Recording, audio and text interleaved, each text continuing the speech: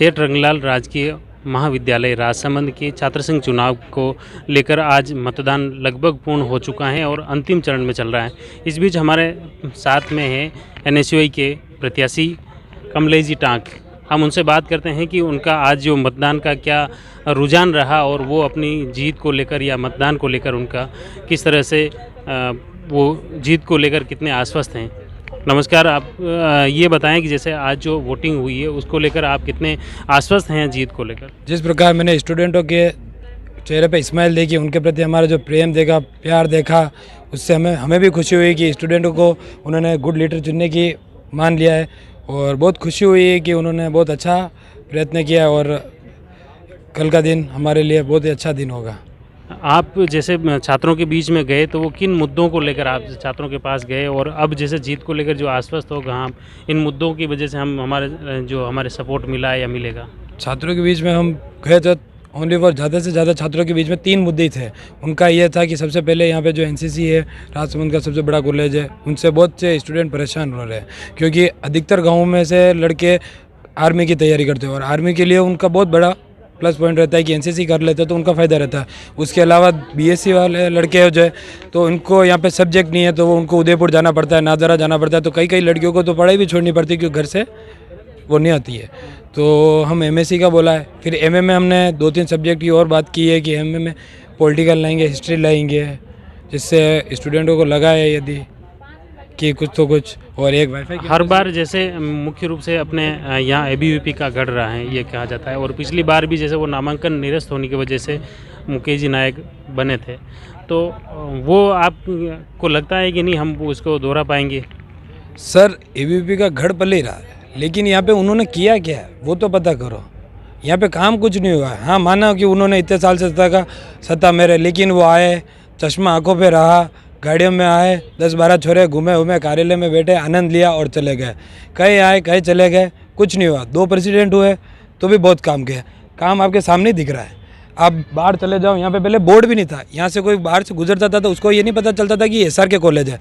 जब राजेंद्र गौरवा आया तब सबसे पहले उसने बस स्टैंड बनाया, ठीक है। फिर अभी मुकेश नायक आए, उन्होंने खेल ग्राउंड बनाया। हमें हर बार खेल सप्ताह में, खेल प्रोग्राम में हमें पुलिस लाइन से ग्राउंड की परमिशन लेनी पड़ती थी कि सर हमें आज प्रोग्राम हमें दो, कि हर बात आदमी दे नहीं दे उसकी कोई गारंटी नहीं। आज हमारे पास घर का ग्राउंड है, हम चाहे जब खेल सके। इससे स्पोर्ट्स में और हमारे कॉलेज का नाम बढ़ेगा। आप जीतते हैं तो जीत के बाद आपकी मुख्य क्या प्राथमिकताएं रहेगी? जीत के बाद मुख्य प्राथमिकता वही रहेगी, हम पहले एनसीसी लाएंगे, एमएससी लाएंगे और ज़्यादा बड़ी बातें नहीं करता हूँ कि एमए में ये लूँगा वो लूँगा। जितना हो सकेगा एमए में 1 सब्जेक्ट और 2 सब्जेक्ट और ट्राई करेंगे। प्रदेश में जैसे अभी कांग्रेस की सरकार है जिससे आपका संगठन एनएसयूआई भी संबद्ध रखता है, तो क्यों न कोई ठोस स्पेशल आप कोई काम करवा पाए जिससे सरकार की तरफ से यहाँ के छात्रों को फ़ायदा मिला? ये आपके पीछे हमारे ये जो मिला वो तो ठीक है, लेकिन आगे क्या आगे तो एक हम लाइब्रेरी का भी कर रहे हैं। जैसे किसी लड़के को गवर्नमेंट लाइब्रेरी होगी तो किसी लड़के को 800 रुपये 1000 रुपये देके यहाँ पे पढ़ना नहीं पड़ेगा। वाईफाई कैंपस लगा देंगे, लाइब्रेरी लगा देंगे, आराम से स्टूडेंट फ्री में पढ़ पाएगा। ये थे कमलेश जी टांक जो एनएसयूआई के प्रत्याशी हैं और इनका दावा है कि वो निश्चित रूप से इसमें जीत हासिल करेंगे। हमारे साथ में हैं एबीवीपी के जो प्रत्याशी हैं देवेश जी पालीवाल। वो अब उनसे जानते हैं कि अभी जैसे मतदान हो चुका है और उसके बाद मतदान के रुझान के आधार पर उनके क्या दावे हैं। नमस्कार, आपका हमारे जयवर्धन चैनल में स्वागत है। आप जैसे अभी जो वोटिंग हुई उस आधार पे आपको क्या लग रहा है, आप जीत को लेकर कितने आसपास? मैंने कई जगह पर भी कहा है, विद्यार्थी परिषद 365 दिन काम करती है।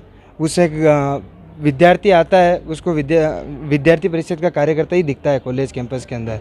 तो पूरी इस बार भी पूरा तय है कि विद्यार्थी परिषद, कई बार कह चुका हूँ, 500 प्लस वोटों से विद्यार्थी परिषद इस बार भी अपना परचम ले रहेगी। इस बार जैसे पिछली बार जो एनएसयूआई के अध्यक्ष रहे मुकेश जी नायक, उन्होंने जैसे यहाँ खेल स्टेडियम और भी बहुत सारी जो सुविधाएं हैं उस आधार पे वो कह रहे हैं कि उनकी जीत होगी। पानी, इसका पूरा कॉलेज का जो निर्माण है, जो उन्होंने फ्रीज की, जो पानी पीने की जो फ्रीज है, उन्होंने कई मीडिया में कहा है कि पानी के जो फ्रीज है वो हमारे द्वारा लगाए गए हैं। आप खुद जाके दे सकते हैं, स्वर्गीय किरण जी माहेश्वरी द्वारा पूरा लिखा हुआ है उसके ऊपर, बाकायदा आप दिखा भी सकते हैं कि उनके द्वारा ये जो फ्रीज लगाए गए हैं। मैदान और ये जो सारा, हम किशन जी गुजर जब छात्र संघ अध्यक्ष रहे तब मैदान और ये जो सारी जो चीज़ें हैं ये उनके द्वारा की गई है। मुकेश जी नायक ने कुछ नहीं किया है। उन्होंने खाली थोतली रानी, एक तो वो सबसे पहले तो सेलेक्टेड है, इलेक्टेड तो वो है ही नहीं। उनका हमारा प्रत्याशी का पर्चा निरस्त हुआ तो वो एक तो सेलेक्टेड है, इलेक्टेड तो है ही नहीं। तो उनको कहने का भी कोई अधिकार नहीं है। विद्यार्थी के बीच में काम करते तो उनको समझ में भी आता है। कोरोना काल आ गया, वो आए तो कॉलेज में आए नहीं कभी, तो बड़ी बड़ी बात। आप जो वोट मांगने गए छात्रों के बीच, तो आपके क्या मुद्दे रहे थे? जब हम छात्रों के बीच वोट मांगने गए, हमारा कार्य, हमने सारे कार्य बताए। जब महाविद्यालय शुरू हुआ तब इसके नीचे, ये नीचे का इस वही था। एक तो महाविद्यालय वहाँ से जहाँ बालकृष्ण स्टेडियम चलता था वहाँ से यहाँ शिफ्ट कराना विद्यार्थी परिषद के कार्यकाल में हुआ।